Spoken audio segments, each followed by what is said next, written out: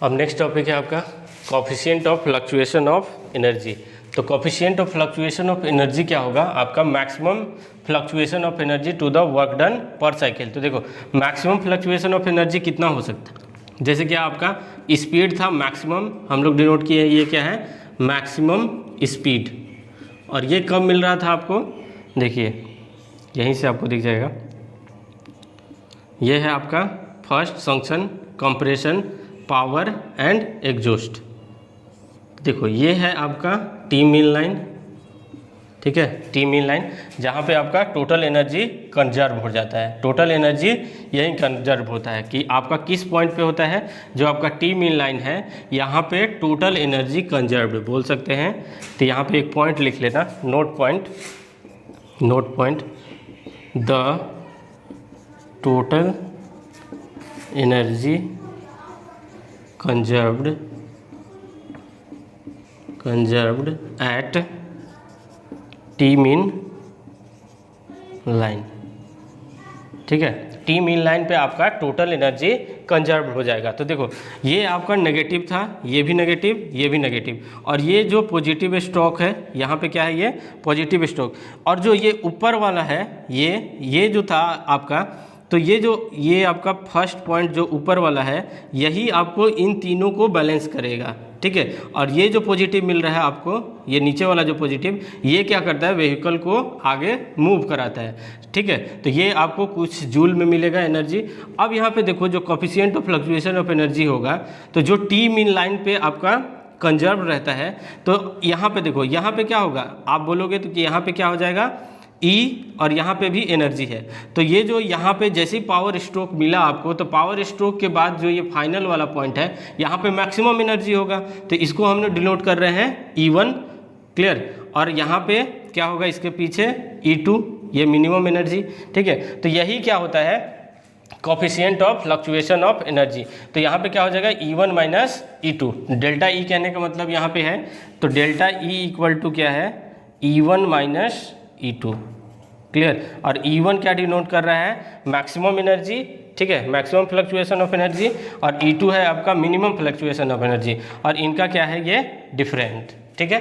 तो maximum fluctuation of delta E, तो delta E क्या हो गया, E1 माइनस E2, क्लियर।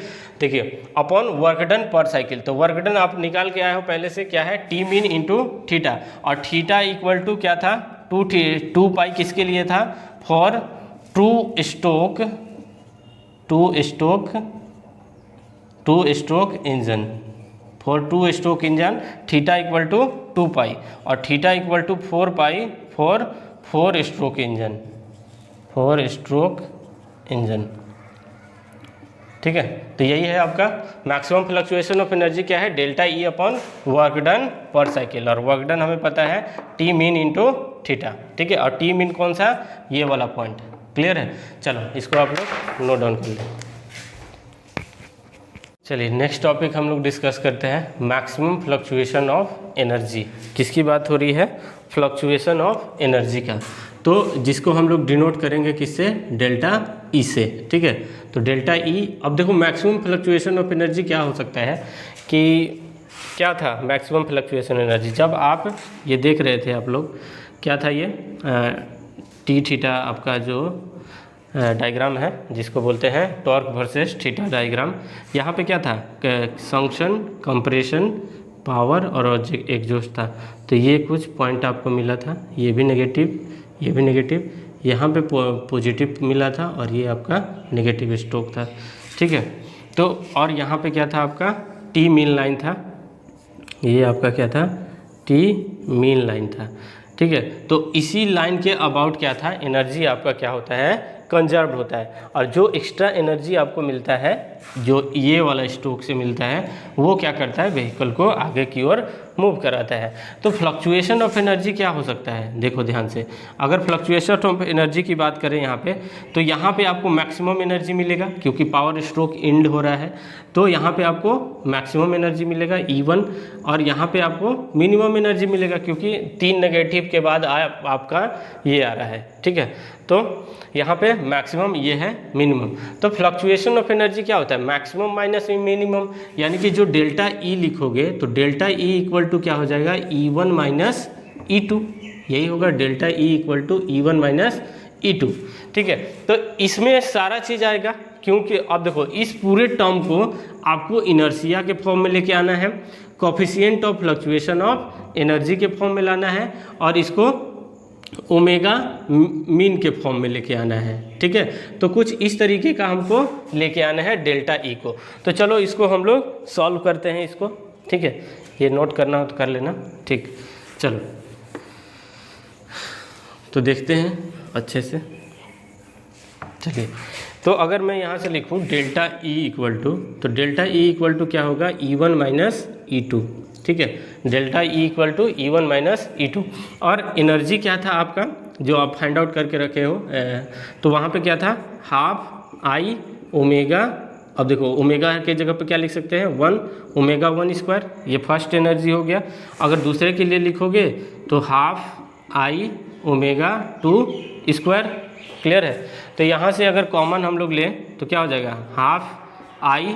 ठीक है, हाफ आई, और क्या होगा आपका omega 1 square minus omega 2 square. ठीक है, omega 1 square minus omega 2 square.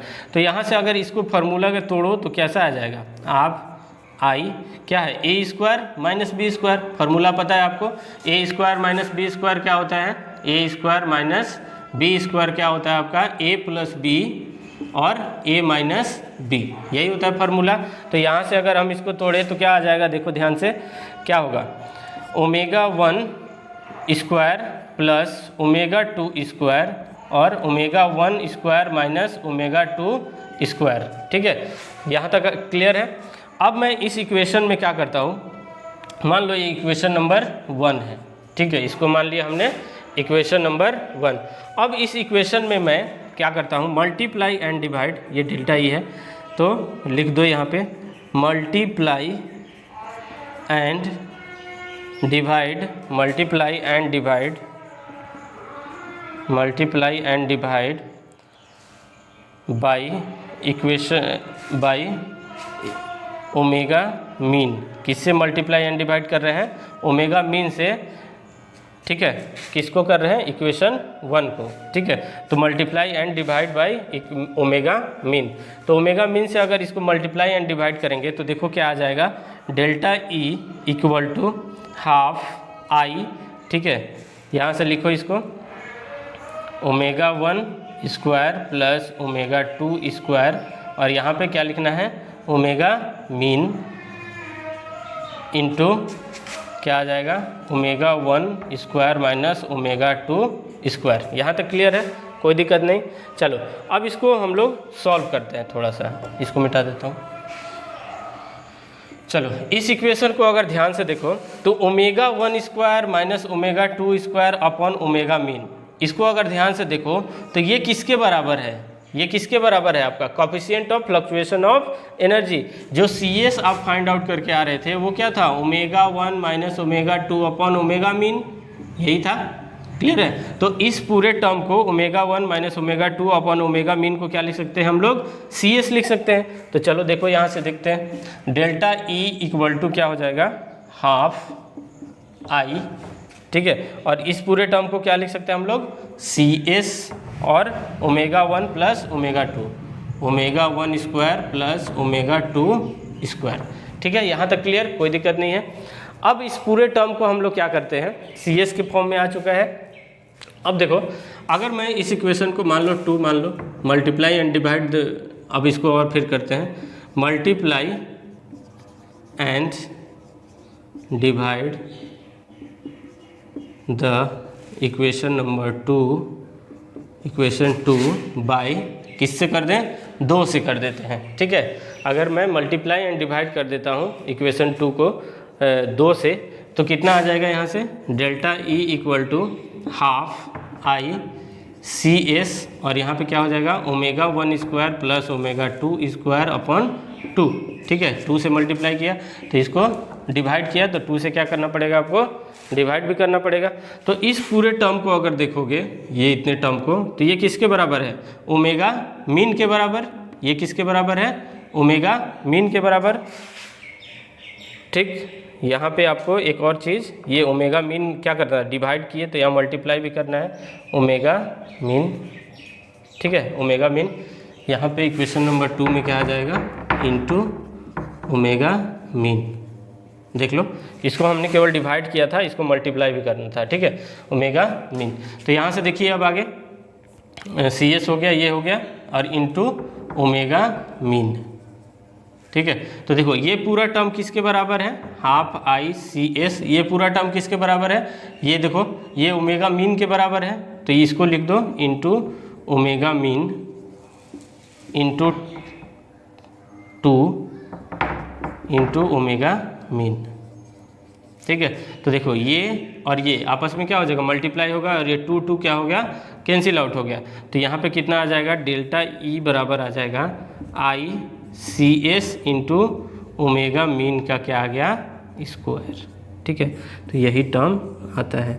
और यहाँ से डेल्टा E अगर और अच्छे से सजा के लिखना है तो I omega mean square into CS, ठीक है, क्लियर है। तो ये है आपका coefficient of fluctuation of energy का फॉर्मूला, ठीक है। क्या है आपका, I omega mean square upon into CS, ठीक है। चलिए इसको नोट डाउन कर लीजिए।